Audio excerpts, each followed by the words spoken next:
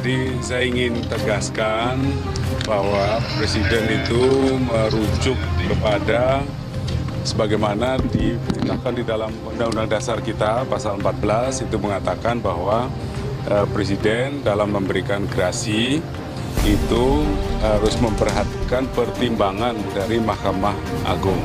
Nah, dengan adanya Kepres ini maka saya tetap akan menyambangi Polda Metro Jaya mempertanyakan laporan saya sejauh mana sudah mereka tangani. Yaitu laporan sejak 2010 sudah saya layangkan tentang adanya oknum yang mengatasnamakan saya, sehingga itu jadikan dasar oleh penuntut umum untuk mendakwakan saya di persidangan. Ya selama ada bukti-bukti ya kan itu yang selama tidak belum mencapai 17 tahun kan boleh.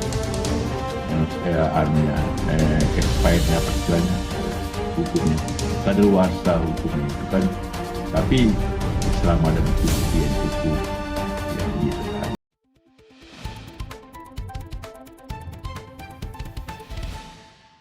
Keputusan Presiden untuk memberikan gerasi kepada Antasari merupakan sesuatu yang sangat menggembirakan, terutama bagi mayoritas orang waras yang sejak 2009 mengikuti perkembangan kasus beliau. Tentu kita masih ingat betapa aroma rekayasa sangat menyengat pada waktu itu. Saya di sini tidak akan membahas atau mengupas kembali segala anomali yang mengemuka pada waktu proses persidangan sampai jatuhnya vonis ke beliau.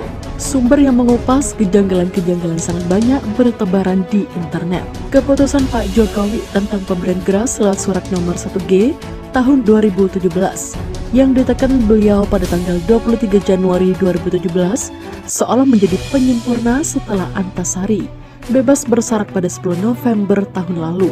Too good to be true? Nah, it is good and it is damn true. Saya masih ingat dulu sering misu-misu sendiri tiap kali mengikuti perkembangan sidang Antasari. Dan kadang berhayal menjadi seorang sniper biar bisa nembak kepala JPU sama hakim saking jengkelnya. Namun Pak Jokowi seolah-olah paham dengan harapan dan imajinasi kita. Seperti plot mayoritas film mainstream, seri Iko Manajer Carey alias tokoh protagonis biasanya menang belakangan setelah babak belur berjuang di awal-awal laga. Semoga 7 tahun 6 bulan mas bro, skala waktu yang terlalu lama untuk menjadi pihak yang terzolimi, sangat lama. Namun itu sepertinya sudah lebih dari cukup bagi Antasari untuk menyusun rencana comeback dan membalas dendam. Dan bak gayung bersambung, Polri akan membuka kembali kasus Antasari Azhar seperti yang telah ditegaskan Kapolda Metro Jaya, dikutip dari kompas.com. Oke lah, karena ini adalah rubrik opini, maka saya akan coba menganalisa kira-kira siapa saja target penting yang wajib dimunculkan kembali sekalian flashback dan merefresh memori 7 tahun silam. 1. Rani Juliani. Kasus pembunuhan yang konon dipicu karena jalinan hubungan cinta segitiga antara Antasari, Rani dan korban Nasruddin Zulkarnain. Jadi pada dasarnya Rani adalah preman sentral dan sumber yang dieksploitasi untuk dikembangkan menjadi jalinan rekayasa. Seorang perempuan yang kemungkinan tidak akan pernah terdengar namanya seandainya tidak terkait kasus Antasari.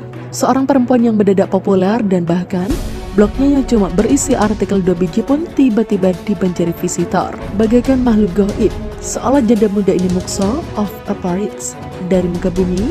Bahkan saat ada yang mencoba menelusuri rumah keluarganya di Jalan Kampung Kosong nomor 8 RT 1 RW 4 Panunggang, Pinang, Tangerang, ternyata bangunannya sudah gak ada. Menemukan sosok perempuan ini merupakan sebuah keharusan bila ingin membuka kembali kasus Antasari. Di bawah naungan rezim baru, seharusnya penyidik bisa meyakinkan Rani dan memberikan jaminan perlindungan hukum kepada Rani dan keluarganya apabila dia mau mengungkapkan kebenaran. Menemukan Rani Juliani seharusnya bukan sesuatu yang sulit bagi Polri. Nyari barang yang gak kelihatan karena diumpetin bukannya lebih gampang kalau yang disuruh nyari adalah yang ngumpetin sendiri. 2. Liardi Wizar. Seorang mantan komisaris besar Polri dan pernah menjabat sebagai Kapolres Jakarta Selatan.